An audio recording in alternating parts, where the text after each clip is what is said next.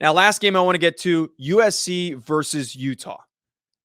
I have been one to say that Utah was the best team in the Pac-12.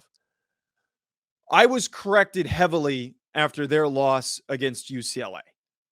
I still believe that they're good. I still believe that they have the defense to turn the ball over. I think that Cam Rising is a great quarterback. They have one of the most balanced programs in the country, but it just so happens that UCLA is a bit more balanced. I have also been a known USC hater, which makes sense. I'm a Notre Dame fan, and it's going to happen. It comes with the territory.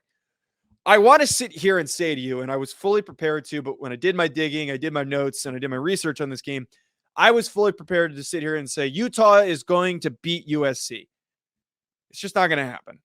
It's just not going to happen. As much as I want USC to be humbled in this game, it's not likely to be the case. USC has been a very overvalued program because of, a lot of their statistics look great.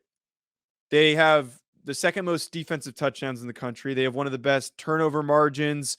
They also have been on a tear offensively recently. But against these weaker opponents and their games that we can say like, oh, they're wins are wins, they're undefeated. I felt like they could have pulled away more against Oregon State, and they barely won. I felt like they hung around a little bit too much with Arizona State, and they should have blown them out of the water. And I think that Washington State, they're capable of blowing them out too. Cam Ward played like crap, and to me, like why they didn't win by a more convincing total is concerning to me.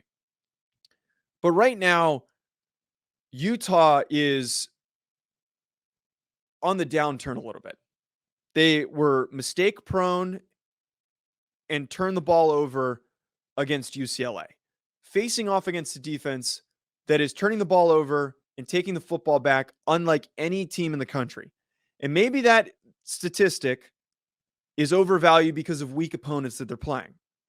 We're going to find out in this game the legitimacy of USC's defense, because I've said that USC's defense is their weak point. And they've continued to look better and better each week. Their secondary looks really good. They've made a lot of really good plays, especially against Oregon State. That performance by their defense and their secondary was fantastic. But in this game, if that defense shows up, plays the way that they did, 3 turnovers possibly from Cam Rising is what you could get out of this performance. If it's like any other matchup they've had this season, they could get those turnovers and then allow Caleb Williams to go to work. What I need to see in this game, though, for me to buy in properly to USC and for me to take away the bias that I have, I need to see more offensive dominance from that whole receiving core led by Jordan Addison, by the whole passing attack that's supposed to be propped up by Caleb Williams, and the run game.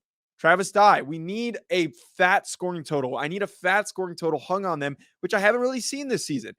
A lot of it is them being held back by their poor offensive line play. And statistically, it doesn't show that their offensive line is bad. But if you watch those games, Caleb Williams is running for his life often in these games. But I need to see them take that next step. This is the opportunity for USC to say, we're here. We're legit. We just hung 45 on Utah, which is supposed to have a good defense. I want to see them show that level of dominance.